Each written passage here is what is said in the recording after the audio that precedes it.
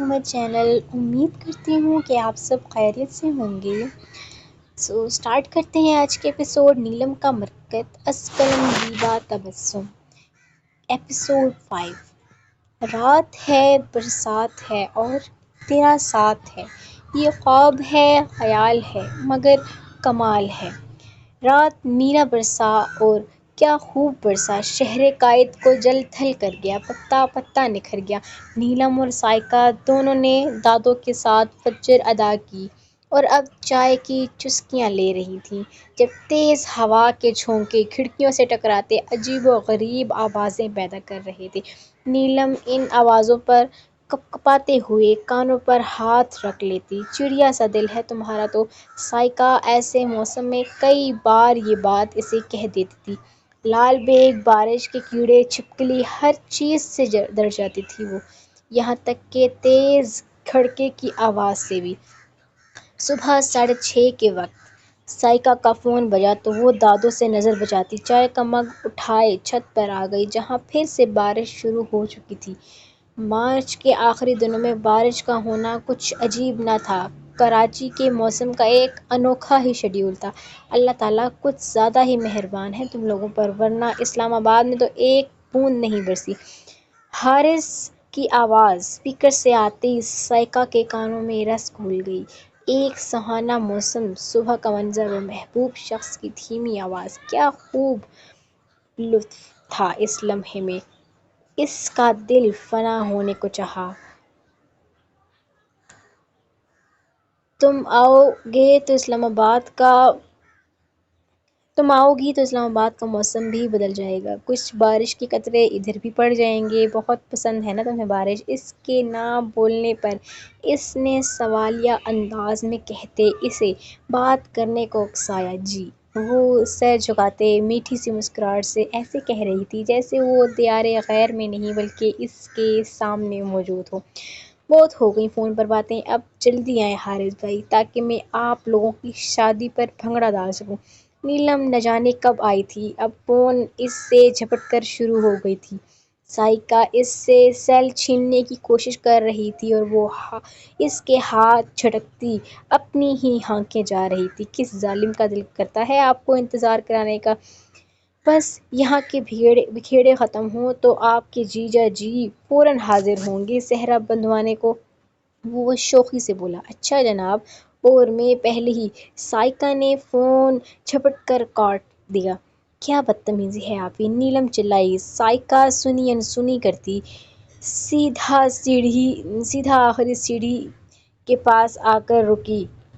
پانی کی بوندیں اسے بھگونے لگی تھیں. نیلم نے بھی سائیکا کی تلقین کی. آپی، حارث بھائی کب آئیں گے؟ آپ بہت مس کرتی ہیں نا حارث بھائی کو؟ نیلم نے پوچھا. ہاں. سائیکا نے دونوں ہاتھ سے ماتھے پر چپکے گیلے بال ہٹائے. حارث بھائی کتنے اچھے ہیں نا، محبت کرتے ہیں آپ سے. نیلم نے شوخی سے اسے چٹکی کاٹی. میں بھی تو کرتی ہوں ان سے محبت.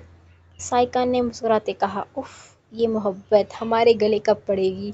سرد آہ بھرتے وہ چھت کے وسط میں گول گھوم گئی. سفید رنگ کی فراک اور سفید ہی دوپٹہ پاجامہ میں وہ کوئی پریوں کی دیس کی بھٹکی ہوئی لگ رہی تھی. پانی کے قطرے اس کی سنہری دمکتی رنگت کو اور نکھار بخش رہے تھے. ہونٹوں کا رنگ سرخی مائل ہو چکا تھا. پاگل. سائیکا بڑبڑائی. بابا اٹھنے والے ہوں گے، میں نے ناشتہ نہیں بنایا. نیلم چلو نیچے. سائیکا جلدی سے سیڑھیوں کے پاس آ کر جوتی پاؤں میں رستے ہوئے بولی. ہم ابھی نہیں آ رہے. دوسری جانب وہ بارش میں قطرہ قطرہ پگھلتی بند آنکھیں آسمان کی طرف اٹھائے کسی اور ہی دیس میں پہنچ چکی تھی. ٹھک ٹھک کی آواز پر اس نے چونک کر آنکھیں کھولی تھیں. دیوار کے پار جھانکا تو دل جو گلیشیئر کی دیوار کی طرح کھڑا تھا آج قطرہ قطرہ پگھلتا پانی بن کر دریائے کنہر میں جا گرا. ٹائیگر وائٹ بنیان اور بلیک ٹراؤزر جس کے سائڈ پر لمبی لمبی سفید پٹیاں لگی تھیں پہنے بارش میں مکمل بھیگ چکا تھا. سیمنٹ کی چھت پر ننگے پاؤں، پیر ہاتھوں میں لال لال پکی اینٹیں اٹھاتا وہ ایک کونے میں جمع کر رہا تھا۔ چھت پر پڑی لکڑیوں کو اپنے مضبوط شانوں پر ڈالتے برآمدے میں رکھنے لگا۔ وہ بہت مصروف دکھائی دے رہا تھا۔ بال بھیگ کر مکمل ماتھے پر چپکے پڑے تھے۔ کسرتی بدن سفید بنیان سے صاف جھلک رہا تھا۔ اب بھی چند بچی اینٹیں اٹھاتے یک لخت اس نے اوپر کی جانب دیکھا جہاں وہ اسپرا کھڑی۔ اس کی نظریں اتنے فاصلے پر بھی مقابل سے جا ٹکرائیں۔ تیز ہوائیں چلتی جیسے اس کے گرد حصار قائم کرنے لگیں۔ اس کا سفید آنچل اڑتا ہوا چھت کی دیوار سے جھانکنے لگا۔ وہ سانس روکے اسے دیکھ رہی تھی۔ پوری کائنات جیسے کہیں منظر میں جا چکی تھی۔ ہلکے سبز کانچ میں اس کا عکس صاف واضح تھا، مگر وہ تو اسے جانے نظروں ہی نظروں میں کیا سمجھانا چاہ رہا تھا۔ چبھتی ہوئی خبردار کرتی ہوئی نظر، مگر وہ سبز کانچ تو گویا اس کی ہر تنبیہ سے صرف نظر کرنے کو تیار تھے۔ آرزو کہاں پوری ہوتی ہیں دل کی سبھی خواہشیں، کہ بارشیں بھی ہو، یار بھی ہو اور پاس بھی ہو۔ وہ سر جھٹک چکا تھا، شاید تھک گیا تھا ان نظروں سے۔ طلسم ٹوٹا، وہ سحر سے آزاد ہو چکی تھی۔ ساحر جانے کو مڑ رہا تھا۔ حسن کی دیوی اس کے رک جانے کی تمنائی کھڑی تھی۔ بارش ان کے تماشے پر اور زور و شور سے برس رہی تھی۔ عجیب سما تھا، کیا چلن تھی ان سبز آنکھوں میں۔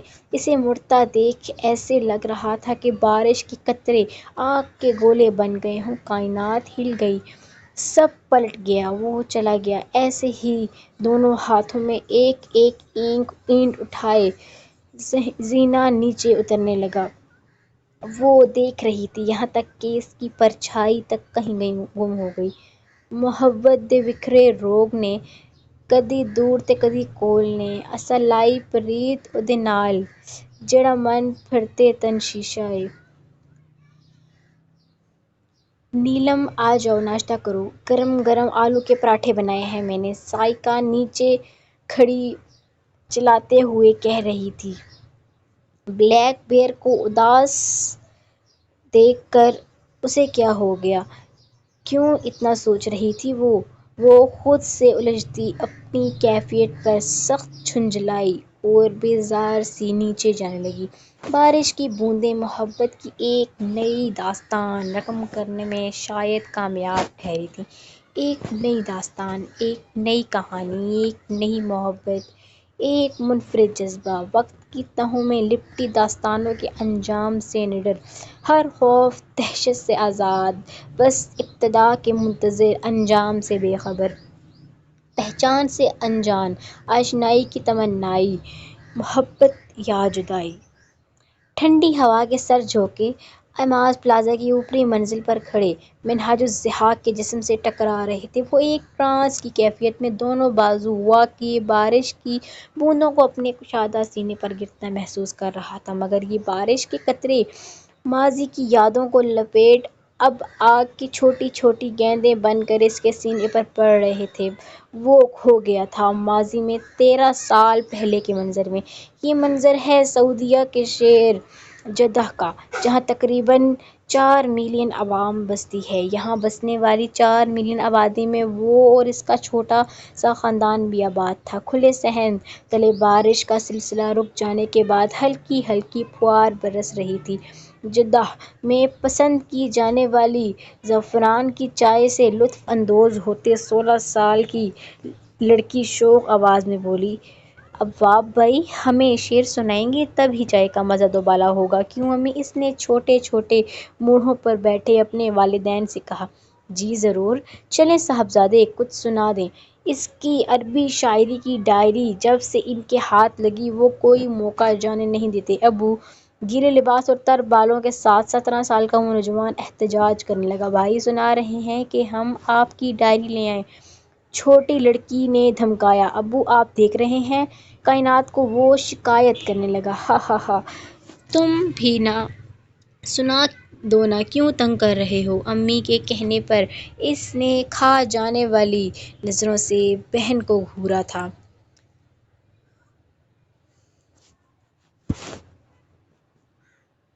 مجھے تم سے محبت ہے اور میں گم ہو جاتا ہوں ان آنکھوں کے رنگوں میں، پھر میں اپنے آپ کو تمہارے فریبی آنکھوں میں پا کر تم سے نفرت محفوظ کرنے لگتا ہوں۔ چیٹنگ چیٹنگ محبت بارش والے سنائے نا، یہ دھوکے والے سنا کر بیوقوف بنا رہے ہیں ہمیں۔ وہ چلائی میں ایسے ہی شعر لکھتا ہوں محبت والے، تم سنا دو۔ وہ جل کر بولا، اچھا تو عرض کیا ہے؟ اس نے گلابی اور سفید ڈائری کھولتے کہا تو منہاج کے ہاتھ نے پکڑی چائے کی پیالی لرز گئی۔ کائنات کی بچی، میری ڈائری واپس کرو۔ کائنات، میں چھوڑوں گا نہیں تمہیں کائنات۔ وہ اس کے پیچھے بھاگتا چلا رہا تھا، وہ ڈائری لیے اس کے ورق گردانی کرتی اونچا اونچا عربی زبان میں شعر پڑھ رہی تھی، ساتھ ساتھ اس سے بچنے کو بھاگ رہی تھی۔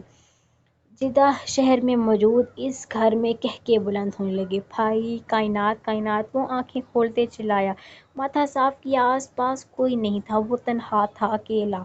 اس کا جسم ہولے ہولے لرز رہا تھا۔ میں جو کہتا تھا میں دھوکہ نہیں کھا سکتا، کتنی آسانی سے فریب کھا گئی، وہ بھی ایک عورت سے۔ وہ تلخ سوچوں کے گرد اب بھی پھنستا چلا جا رہا تھا، ہوا اس کے گرد حصار باندھتی اس کے ٹوٹے وجود پر سوال داغ رہی تھی۔ وہ مجھ سے پوچھ رہا تھا، بتاؤ کیسا لگا؟ تم اگلے زخم چھوڑو یہ کھاؤ گے کیسا لگا؟ عجب سوال کیا آندھیوں نے پتوں سے، شجر سے ٹوٹ کر، بتاؤ کیسا لگا؟ مسلسل سوچنے سے اس کا دماغ تھکنے لگا تھا، بس ایک ہی سوچ بار بار ہر سوچ پر حاوی ہو جاتی کہ جو بھی ہوا اس کے جواب ہاں میں ہی دینا ہے۔ اس نے سوچا بھی نہ ہوگا کہ اتنی سینئر عہدوں پر ہونے والے بچ جائیں گے اور ایک وہی پھنسے گا۔ اسے لگا کہ ساری عمر مصیبتیں بس اس کے لیے ہی ہیں۔ بار بار وہ مغرور شخص، یونانی دیوتا اس کی خوفزدہ نظروں میں آ سماتا۔ اے ایس پی آہل، ہمیں سندھ پولیس سے ایک پارٹنر کی ضرورت تھی، تبھی تمہیں زحمت دی۔ اب فیصلہ 24 گھنٹے میں تمہیں کرنا ہے، موت یا پرآسائش زندگی۔ جب کالے رنگ کی پٹی کھول کر اسے پتھریلی زمین پر پھینکا تو وہ سیدھا لکڑی کی کرسی پر بیٹھے سامنے میز پر ٹانگ رکھے منہاج الضحاک کے سامنے گرا تھا۔ اسے فارم ہاؤس میں لایا گیا تھا، دور دور تک ناہموار زمین تھی، چھوٹے چھوٹے 2-3 تالاب، چند فوارے لگے تھے، ایک طرف مختلف ماڈلز کی گاڑیاں کھڑی تھیں اور ڈیک کی جیپ بھی وہیں کھڑی تھی۔ ایماز جس کرسی پر بیٹھا تھا اس کے پیچھے گھر کا داخلی دروازہ تھا، جس کے قد آدم لکڑی کے اسٹائلش دروازے کے آر پار گارڈز کھڑے تھے۔ ویگونیر کے بونٹ پر مطمئن سا بیٹھا وہ ایک شیر، ایماز کی کرسی سے 2 فٹ کے فاصلے پر کھڑا، مگر آہل کو خوفزدہ کیے ہوئے تھا۔ شیر کے ساتھ ہی ڈیک بھی بونٹ پر بیٹھا، ان کا سلسلہ کلام سماعت تھا۔ میں آپ کی کیا مدد کر سکتا ہوں؟ نہ جانے مقابل کی شخصیت میں ایسا کیا تھا کہ اس کی زبان لڑکھڑانے لگی۔ اسمگلنگ میں مدد کرنا ہوگی، راستہ صاف کرنا ہوگا، اور یہ جو ریڈیو ویڈیو کا شوق ہے نا، ہر دوسرے دن تمہارے افسروں کو چڑھتا ہے، ان کی خبر دینی ہوگی، بم دھماکے والی جگہ سے سیکیورٹی کم کرنی ہوگی، دیٹس اٹ۔ ایماز نے اتنے مزے سے کہا جیسے آہل پہلے ہی اس کام میں بہت ٹرینڈ ہو۔ کیسی اسمگلنگ؟ آہل نے غصہ ضبط کرتے پوچھا۔ اب کی بار اس کی زبان میں لڑکھڑاہٹ نہ تھی۔ اسلحے کی اسمگلنگ، منشیات کی اسمگلنگ، ایماز نے ریلیکس انداز میں کہا، جیسے کوئی ڈیل کر رہا ہو۔ میں اپنے پیشے سے بہت وفادار ہوں، سوری میں آپ کا یہ کام نہیں کر سکتا، آہل نے ٹھوس لہجے میں کہا۔ ٹھیک ہے، پھر یہ ویڈیو یوٹیوب پر اپلوڈ کرنے اور ہر نیوز چینل پر دینے میں زیادہ وقت نہیں لگے گا مجھے۔ ہاں، ایس پی اور DIG کے پاس تو سب سے پہلے پہنچنی چاہیے، اور جب یہاں پہنچ جائے گی تو 1 منٹ سے پہلے IG کے پاس، اور پھر اس کا پھر معنی خیز تھا۔ آہل نے مارے بے بسی کے چہرے سے پسینہ صاف کیا۔ ایسا کچھ نہیں کریں گے آپ، بالکل نہیں کریں گے، اگر تم ہماری بات مان جاؤ گے تو۔ اس کے انابی ہونٹ دلکشی سے مسکرائے تھے۔ سوچنے کے لیے کچھ وقت درکار ہے، آہل بمشکل بولا۔ آماز کے اشارے پر ڈیک نے ایک خاکی لفافہ اسے تھمایا۔ اگر سر پر بال ہوتے تو وہ یقیناً اس کی وجاہت پر شک نہ کیا جاتا، وہ بالکل تھائی لگتا تھا۔ ڈیک نے وہ لفافہ آہل کی شرٹ کی جیب میں ٹھونس دیا۔ پولیس کی وردی میں حرام کا پہلا پیسہ جا چکا تھا۔ دیکھنا اب یہ تھا کہ یہ پیسہ آہل کا کتنا ایمان نکلتا ہے، 1/3، نصف، 3/3 یا مکمل۔ ڈیک نے اس کی جیب پر ہاتھ مارتے اس کی آنکھوں میں دیکھتے جانے کیا سمجھانا چاہا کہ آہل کے پورے جسم میں سنسنی دوڑ گئی۔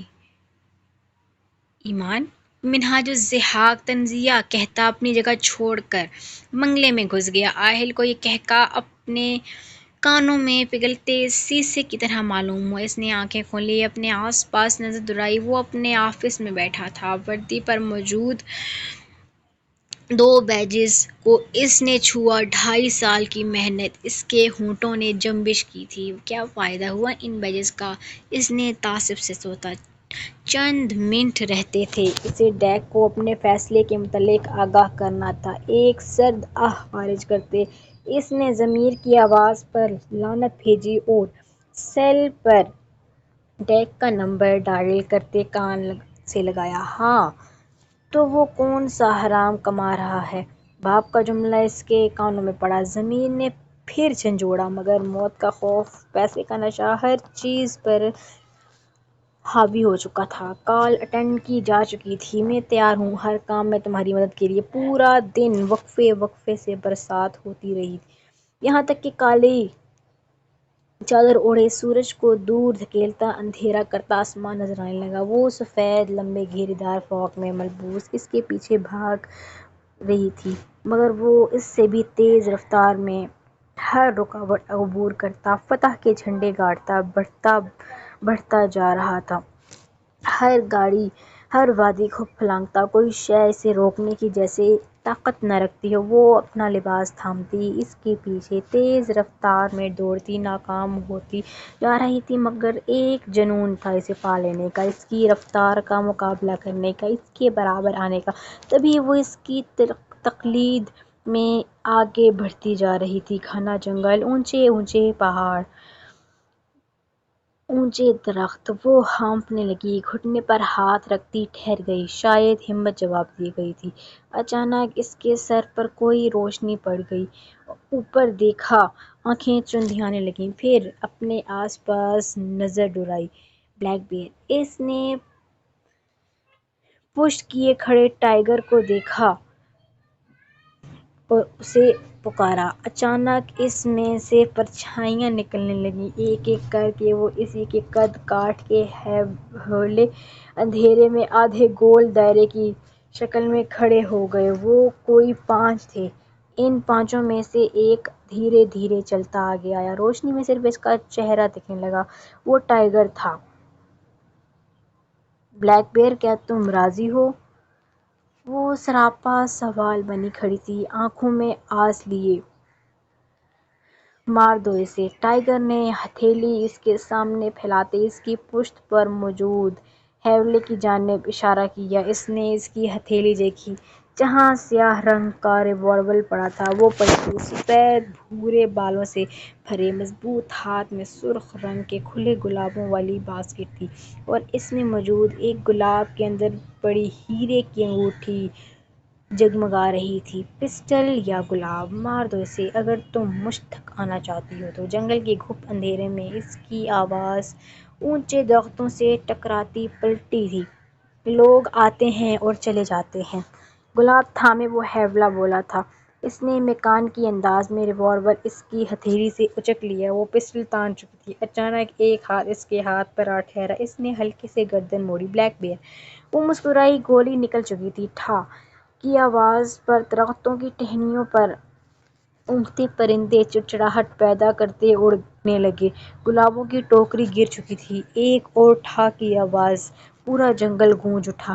کانوں پر ہاتھ رکھے وہ چیختے ہوئے نیچے بیٹھتی چلی گئی۔ آہ! کیا ہوا؟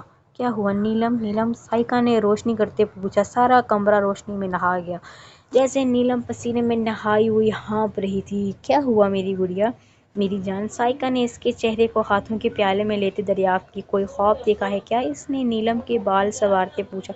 وہ سائیکا کے سینے میں سر چھپاتے اس کے ساتھ چمٹ گئی اور اس کا جسم اب بھی ہولے ہولے کانپ رہا تھا۔ کیا ہوا گڑیا؟ خوف سے ڈر گئی وہ اس سے ہاتھ لگائے پیار سے پوچھنے لگی۔ آپی، ہم نے اس کو مار دیا، ہم نے قتل۔ وہ بے ربط بولتی اس سے الگ ہوتی اپنے ہاتھوں کو ایسے دیکھنے لگی جیسے ان پر خون لگا ہو۔ گڑیا، تم ڈر گئی ہو؟ خواب میں تو جن بھوت آتے ہی رہتے ہیں۔ چلو شاباش، پانی پیو اور آیت الکرسی اور چاروں کل پڑھ کر سو جاؤ۔ سائیکا نے پانی کا گلاس اس کے لبوں سے لگایا، پھر چادر اس کے اوپر برابر کرتی اس کے ساتھ ہی لیٹ گئی۔ نیلم نے آنکھیں موندیں، اب وہ کافی حد تک پرسکون ہو چکی تھی۔ پھر سے وہی الفاظ اس کے کانوں میں بجنے لگے۔ یہ کون سی زبان تھی؟ یہ کیا الفاظ تھے؟ کیا معنی تھے ان کے؟ وہ بے بسی سے سوچنے لگی۔ پوری رات آنکھوں میں کٹ گئی۔ قاتل گناہ کرے زمانے میں رہ گئے، ایک ہم تھے کہ اشک بہانے میں رہ گئے، پتھروں کا وجود دے سکتے تھے مگر ہم دل کے آئینے کو بچانے میں رہ گئے۔ مہینہ تقریباً گزرنے کو تھا۔ سر ایگل اپنے کام مکمل ذمہ داری اور بغیر ہیرا پھیری کے کر رہا ہے، جبکہ چھوٹے صاحب نے ایک بار پیسہ چوری کا کہہ دیا اور دوسری بار پارٹی تک مال ہی نہیں پہنچا۔ یہ آخری چانس تھا چھوٹے صاحب کا، مگر پارٹی نے کہا کہ جو مال اس نے ڈیلیور کیا ہے اس میں ہیروئن نہیں بلکہ چینی کا پاؤڈر ہے۔ اب بتائیں اس کے ساتھ کیا کرنا ہے؟ ڈیک نے اسٹڈی میں موجود منہاج الضحاک سے کہا، جو اضطرابی انداز میں آپریٹر چیئر کو گھماتا اس کی بات پر اپنے عمل کو ترک کیے اسٹڈی ٹیبل پر بازو ٹکائے اسے دیکھنے لگا۔ چھوٹے صاحب کو موت کا مزہ چکھانا ہے اور کیا؟ ایماز نے سرد لہجے میں کہا، مگر وہ تو جانتا بھی نہیں کہ مال میں یہ تبدیلی کس نے کی۔ ڈیک کو منہاج نے اتنی سخت سزا کی امید نہیں تھی۔ تم سے یہ کس نے کہا؟ چھوٹے صاحب نے اس نے الجھتے ہوئے کہا۔ کیا ثبوت ہے کہ وہ سچ کہہ رہا ہے؟ ایماز نے کڑے تیوروں سے گھوری دی۔ وہ شٹ اپ، دماغ خراب مت کرو میرا۔ شام میں چھوٹے صاحب کی زندگی کا چراغ بجھاتا ہوں میں۔ مجھے نفرت ہے دھوکے سے، فریب سے۔ وہ دانت پیستے کھویا ہوا، پھر اچانک چیئر سے اٹھا اور ایک زوردار مکہ میز پر موجود شیشے کی سطح پر رسید کیا۔ وہ لمحہ ہی کتنا مذاق اڑاتا ہنستا ہوا محسوس ہوا جب آپ کو پتہ چلے کہ کوئی آپ کو بیوقوف بنا گیا، دھوکہ دے گیا۔ منہاج الضحاک فریب کھا گیا۔ نفرت، شدید نفرت ہے مجھے اس جملے سے۔ وہ جنونی ہو چکا تھا۔ نفرت ہے مجھے دھوکہ دینے والوں سے، فریب کھانے والوں سے۔ مجھے نفرت ہے خود سے۔ وہ پاگلوں کی طرح چلاتے ہوئے ہر شے زمین بوس کرتے جا رہا تھا۔ سارے شو پیس، پین، مارکرز، کتابیں، شیلف، ہر چیز کو مار مار کر اپنا ہاتھ لہو لہان کر چکا تھا۔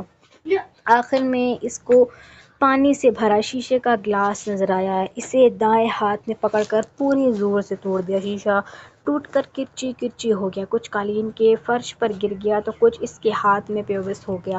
گلاس میں موجود پانی بھی چھلک کر قالین پر بہہ گیا۔ ڈیک نے افسوس بھری نظروں سے اسے دیکھا۔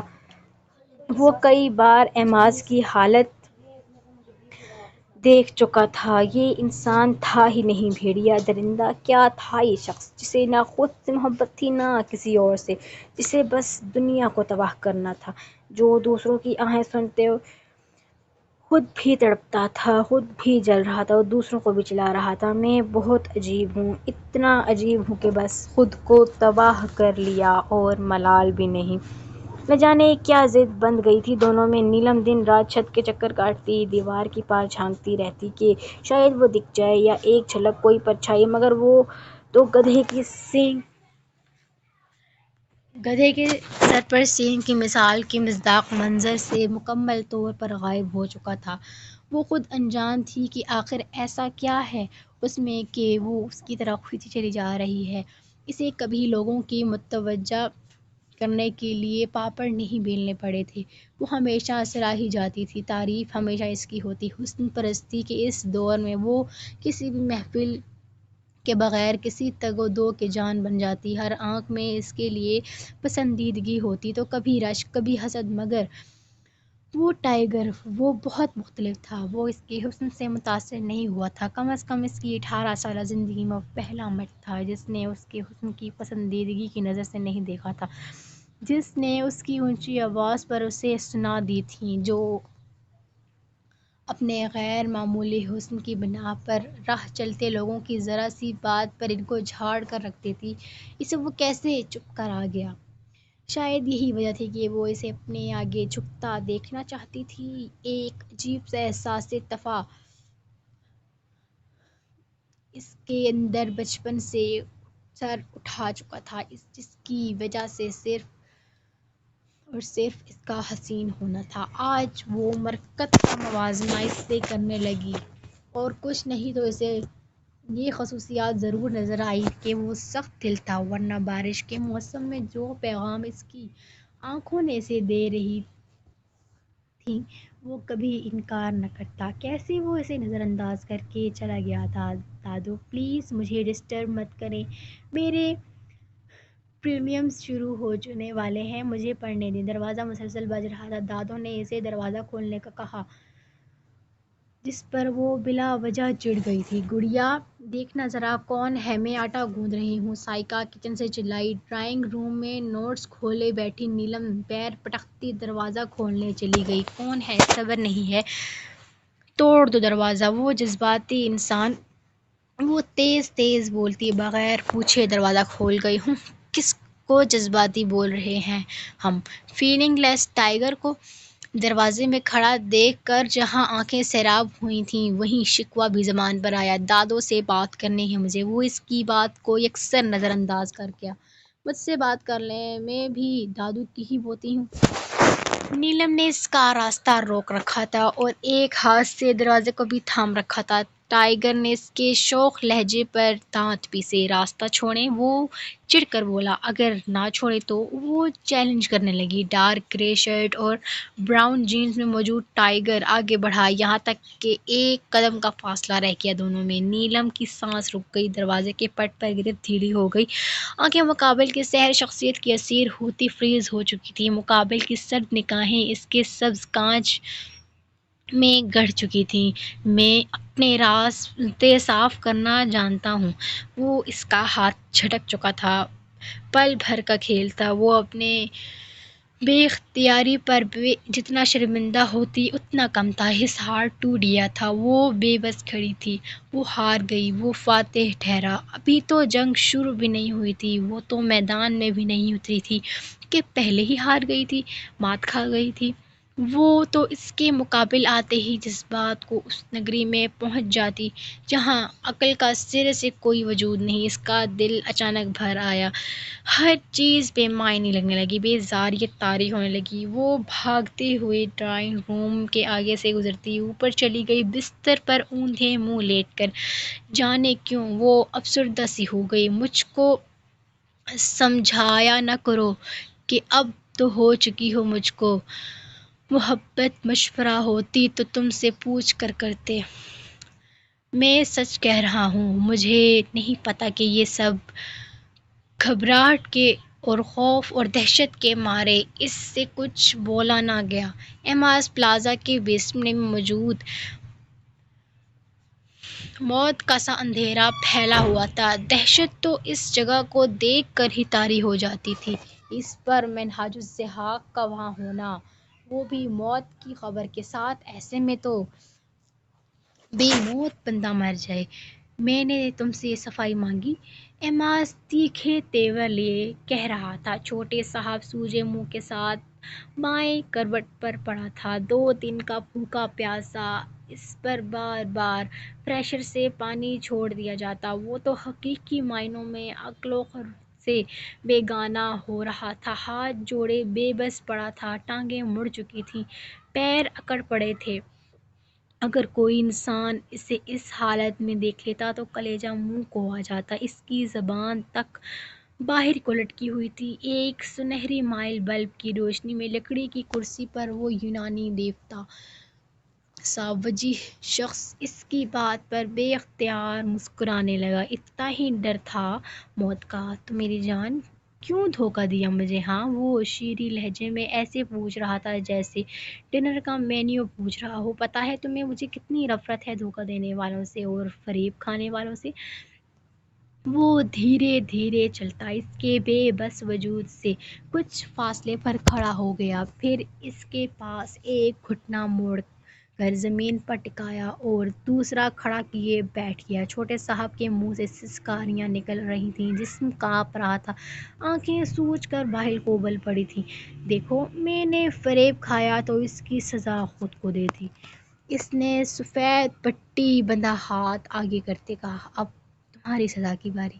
اس کا لہجہ بدل چکا تھا۔ اس نے پسٹل چھوٹے صاحب کے منہ میں گھسیڑ دی۔ اس کی آنکھیں التجا کر رہی تھیں، بہہ رہی تھیں، وہ ہاتھ جوڑے ہوئے تھا۔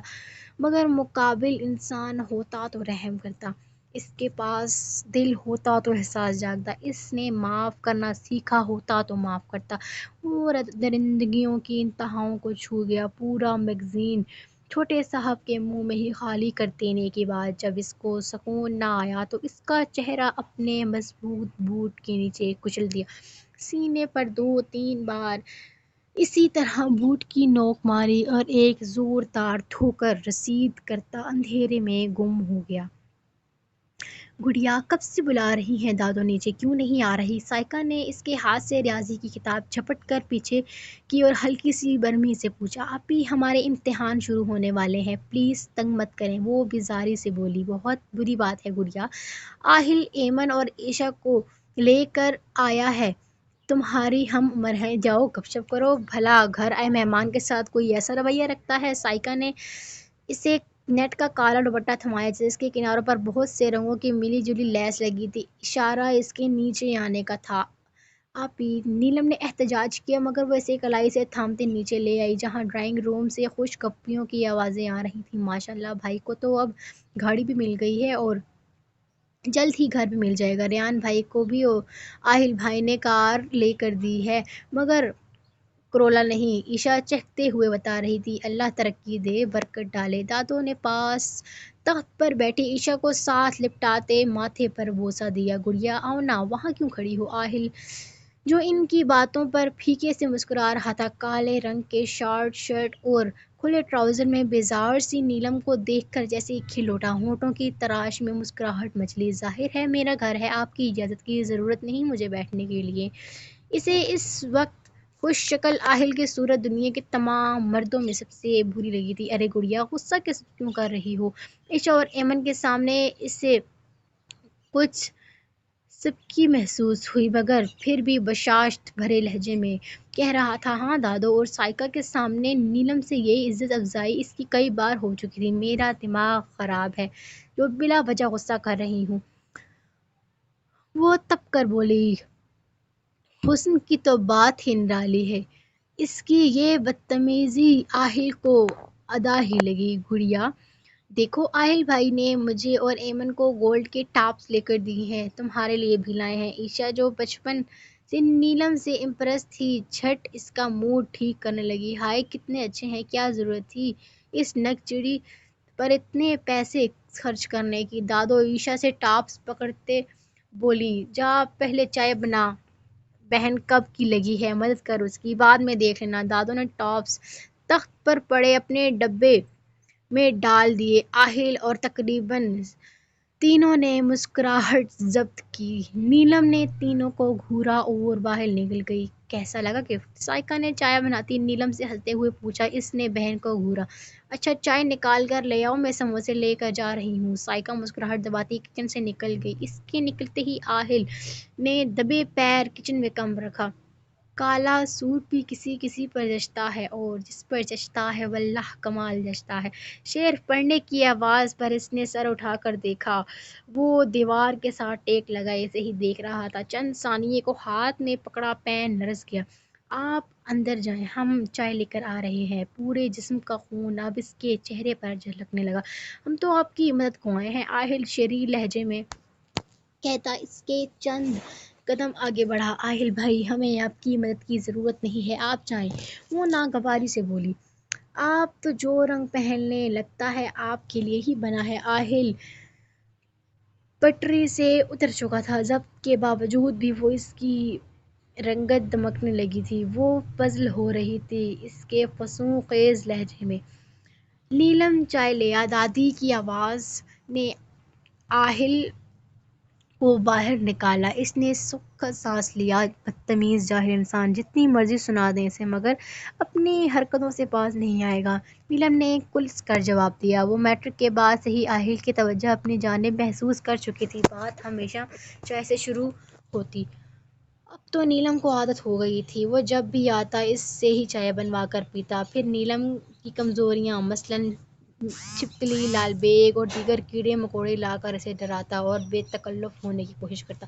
دوسری جانب نیلم کے لیے آہل ایک عام سا انسان تھا۔ اس کی نظر میں آہل کے اندر کوئی بھی ایسی خصوصیت نہیں تھی جو اپنے ہمسفر، ہمدم اور ہمراہی میں دیکھنا چاہتی تھی۔ اس کے ذہن میں مرد لفظ سے ہی ایک مضبوط اور طاقتور شہ کا خاکہ بننے لگ جاتا۔ مرد مطلب نڈر، بے خوف۔ آہل نے اس کی سوچ کو سائیکا کے ذریعے جانتے ہوئے آرمی میں شمولیت کا سوچا، مگر وہاں اسے ناکامی کا سامنا کرنا پڑا۔ تبھی وہ پولیس میں بھرتی ہو گیا، لیکن وہ کمزور اور بزدل تھا اور اسے ایسا ہی رہنا تھا۔ عادل بدل جائے، فطرت نہیں بدلتی۔ سرسبز لان میں ہر طرف پھولوں کی کیاریاں بنی ہوئی تھیں۔ ہوا کے دوش پر لہراتے پھول فضا میں خوشبو بکھیر رہے تھے۔ ملازم کی رہنمائی میں وہ پلازہ کے اندر داخل ہوا۔ نہ جانے کتنی منزلیں تھیں اس پلازے کی۔ نظریں اٹھا کر دیکھنے پر اس کے گرد نہ جانے سے بھی خوف آنے لگتا تھا۔ زیادہ تر دروازے، کھڑکیوں پر شیشے کی سلائیڈ لگی تھیں۔ راہداری کے بعد لفٹ سے وہ تیسری منزل پر پہنچے، جہاں کوریڈور سے گزرنے پر ایک کشادہ ڈرائنگ روم تھا۔ سامنے ہی مہناج الضحاک ایک بازو صوفے کی پشت پر پھیلائے اور ایک ہاتھ گھٹنے پر ٹکائے انگلیوں کو ہلاتا کچھ گنگنا رہا تھا۔ آواز اتنی مدھم تھی کہ شاید وہ خود ہی سن پاتا۔ ٹانگ پر ٹانگ چڑھائے اس کے ہر انداز سے مغروریت کا ثبوت ملتا تھا۔ پاس کھڑے ڈیک نے اسے اندر آنے کا اشارہ کیا۔ Welcome, most welcome A S P Aahil Israr, Aimaz نے مسکراتے ہوئے کہا۔ کار پسند آئی تمہیں؟ اس نے یوں دریافت کیا جیسے چھوٹی بائی کو سالگرہ کا گفٹ دیا ہو۔ جی، آہل نے ادب سے کہا۔ That's good, come and sit here. اس نے آہل کو اپنے سامنے والے صوفے پر بیٹھنے کا اشارہ کیا۔ میری زیادہ تر ڈیکنگ بلوچستان میں موجود تاجروں سے ہوتی ہے اور اس سے زیادہ تر سعودی کے لوگ ہیں۔ وہ مال سعودیہ تک کیسے لے کر جاتے ہیں یہ میرا مسئلہ نہیں، مگر کراچی سے بلوچستان تک سارا اسلحہ کس طرح پہنچانا ہے یہ میرا مسئلہ ہے، اور اس کو حل کرنے کے لیے مجھے تمہاری مدد چاہیے۔ ایماز ہلکا سا آگے کو جھکتا بولا۔ جی، میں آپ کی ہر ممکن کوشش کروں گا، آہل جلدی سے بولا۔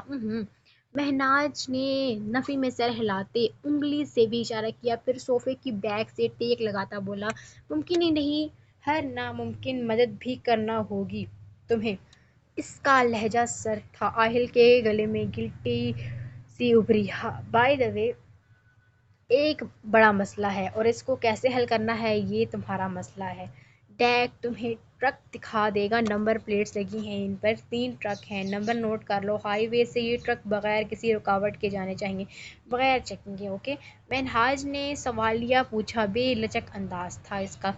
جی، آپ کا کام ہو جائے گا، آہل نے بمشکل تمام جملہ مکمل کیا۔ مجھے تم سے یہی امید تھی، ایماز مسکراتے ہوئے کہہ رہا تھا اور ایک جھٹکے سے اٹھا اور کوٹ کا بٹن بند کرنے لگا۔ ایک ہاتھ پینٹ کی جیب میں ڈالتا وہاں سے نکل گیا۔ اس کے جانے کے بعد ڈیک آہل کے سامنے بیٹھ گیا۔ ملازم ٹرالی دھکیلتا اندر آیا۔ ڈیک جو جوس کا ایک گلاس آہل کو پکڑایا اور ایک ریڈ وائن کا گلاس اپنے لیے بھرنے لگا۔ 1 ہفتہ ہے تمہارے پاس، کوئی ترکیب ڈھونڈو یہ کام کرنے کی۔ اس کا معاوضہ کیا ہوگا یہ اندازہ تو تمہیں ہو چکا ہے۔ ڈیک کے لفظوں نے جال بننا شروع کیا۔ آہل آہستہ آہستہ اس جال میں پھنسنے لگا تھا۔ کلاس روم کا دروازہ بند تھا، پروجیکٹر آن تھا اور لائٹس آف۔ 40 سالہ ایک شخص جو ٹیچر معلوم ہوا تھا وائٹ بورڈ پر بلو مارکر سے سلائیڈ پر موجود پوائنٹس کو واضح کر رہا تھا۔ جب دروازے پر دستک نے ماحول میں خلل پیدا کیا۔ وہ ریاضی کے استاد تھے۔ ان کی کلاس میں موجود ٹیچر کو نہ جانے کیا کہا جاتا تھا کہ وہ حیران ہوتے ان کے ساتھ ہی چل پڑے۔ اتنے حیران تھے کہ وہ کلاس کو بھی ایسے ہی چھوڑ دیا۔ پورے سینٹر میں ایک ہلچل مچ گئی۔ تبھی ایک لڑکی پھولی سانس کے ساتھ بھاگتی ہوئی تیسرے ڈیسک پر موجود نیلم کے پاس آئی۔ وہ نیلم، تم یہاں بیٹھی ہو اور باہر تمہارے دونوں بوائے فرینڈز آپس میں لڑ پڑے ہیں۔ آدھی اکیڈمی جمع ہو گئی ہے نیچے سڑک پر۔ اینڈ منسٹر کے روکنے پر بھی وہ نہیں رک رہے۔ اب تم ہی جا کر روکو انہیں، تمہارے علاوہ کسی کی نہیں سنیں گے۔ وہ لڑکی تیز تیز بول رہی تھی، یوں معلوم ہوتا جیسے گلے میں بفرز فٹ کر رکھے ہوں۔ کلاس میں موجود لڑکے لڑکیاں حیران شکل لیے نیلم کو دیکھنے لگیں۔ سب لڑکے اپنی نشستیں چھوڑ کر نیچے تماشا دیکھنے جا پہنچے، جبکہ لڑکیاں آپس میں خسر پھسر کرنے لگیں۔ نیلم کے حواس تھوڑے ٹھکانے پر پہنچے تو وہ جلدی سے اٹھی۔ ہڑبڑاہٹ میں نوٹ بک پنسل نیچے گر گئی، مگر وہ سیکنڈ فلور سے چند ساتوں میں ہی گراؤنڈ فلور تک پہنچ چکی تھی۔ گیٹ کے سامنے اسٹوڈنٹس کا ہجوم لگا تھا۔ ایڈمنسٹریٹر سر عین الحق بھی وہیں کھڑے ہوئے تھے، چہرے پر بے حد سنجیدگی طاری کر رکھی تھی۔ رینجرز کے آتے ہی دونوں لڑکے جو گتھم گتھا تھے ایک دم سے الگ ہو گئے۔ اب ان کے چہرے نیلم کو نظر آئے۔ وہ دونوں اس کے کلاس فیلوز تھے۔ ان کا کلاس کے دوران گھورنا، راستے میں پیچھا کرنا اور 2-3 رانگ نمبر، نیلم کو سب یاد آنے لگا، مگر یہ سب وہ پہلے بھی برداشت کر چکی تھی، اسی لیے اس نے زیادہ توجہ نہ دی اور اب خمیازہ بھگتنا پڑ رہا تھا۔ سر عین نے کھا جانے والی نظروں سے گیٹ کے درمیان میں کھڑی نیلم کو دیکھا اور پھر ریسیپشن پر مس آئلہ کے پاس آئے۔ مس آئلہ، سیکنڈ ایئر سیکشن اے کی نیلم ابرار کے فادر کا نمبر مجھے بتائیں۔ پاس کھڑی نیلم نے تھوک نگلا۔ سر، اس نے کچھ کہنا چاہا مگر انہوں نے ہاتھ اٹھا کر منع کر دیا۔ مس آئلہ نے کمپیوٹر پر ڈیٹا سرچ کیا اور نمبر بتانے لگی۔ نیلم کے آنسو بے اختیار ہونے لگے۔ آتے جاتے اسٹوڈنٹس کی ایکسرا کرتی نظروں سے کوفت ہونے لگی۔ جی ابرار صاحب، کیا آپ اس وقت اپنی صاحبزادی کو اکیڈمی سے لینے آ سکتے ہیں؟ دوسری جانب سے نہ جانے کیا کہا گیا۔ نیلم نے سر عین نے کان سے فون ہٹاتے نیلم کو دیکھا۔ آپ آفس میں جا کر بیٹھیں۔ تقریباً 20 منٹ بعد ابرار صاحب آفس روم میں آئے جہاں نیلم بیٹھی ہوئی تھی۔ ان کے پیچھے ہی سر عین بھی روم میں داخل ہوئے۔ پورا قصہ سنانے کے بعد وہ نیلم کو دیکھنے لگے۔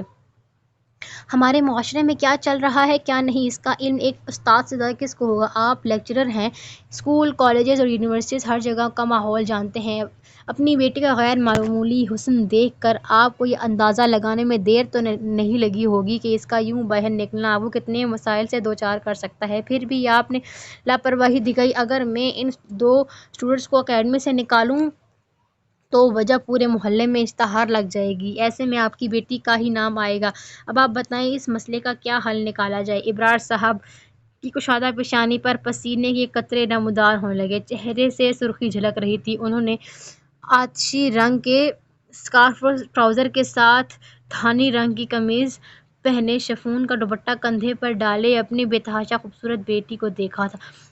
کتنا منع کیا تھا اماں نے کہ مت داخلہ کرا اس کا اکیڈمی، مگر انہوں نے بیٹیوں کو تعلیم دلوانے کا شوق تھا، اب نہ جانے کیوں پچھتا رہے تھے۔ نیلم کل سے اکیڈمی نہیں آئے گی، آپ ان لڑکوں کو مت نکالیں اور اگر ہو سکے تو اس بات کو یہیں دبا دیں۔ ابرار صاحب نے التجا کی۔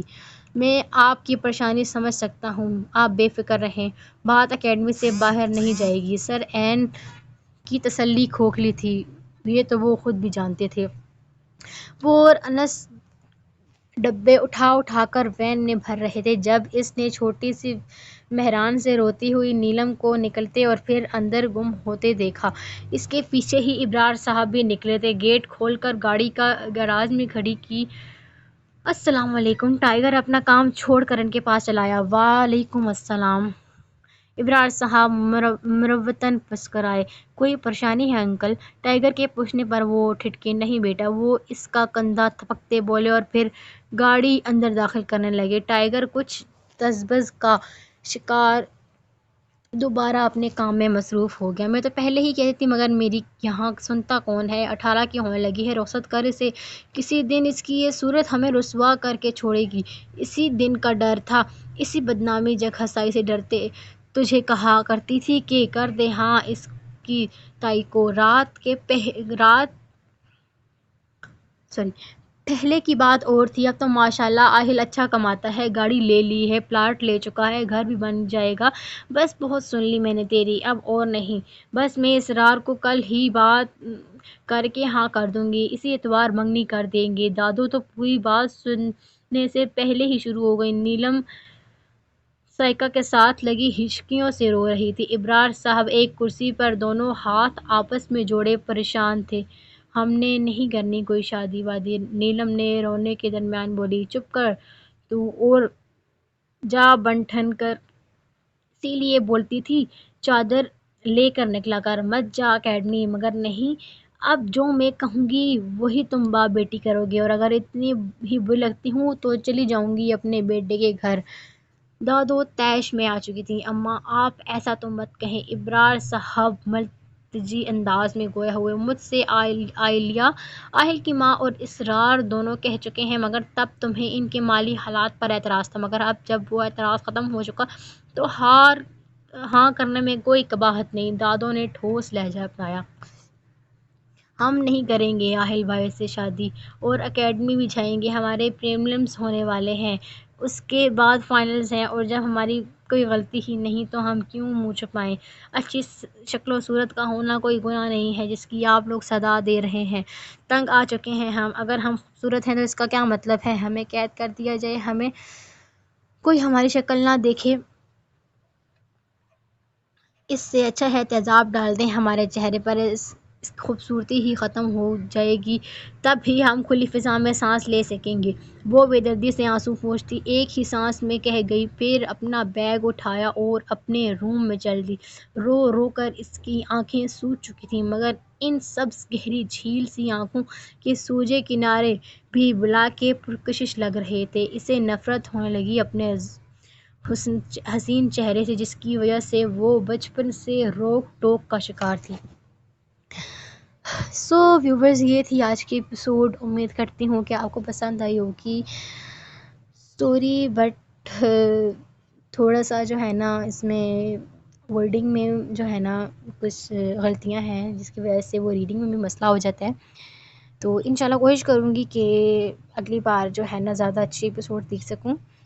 باقی کائنڈلی مجھے سپورٹ کیجیے، اور انشاءاللہ ملتے ہیں بعد میں۔ دعاؤں میں یاد رکھیے اور اپنا بہت سارا خیال رکھیے۔ اوکے، اللہ حافظ۔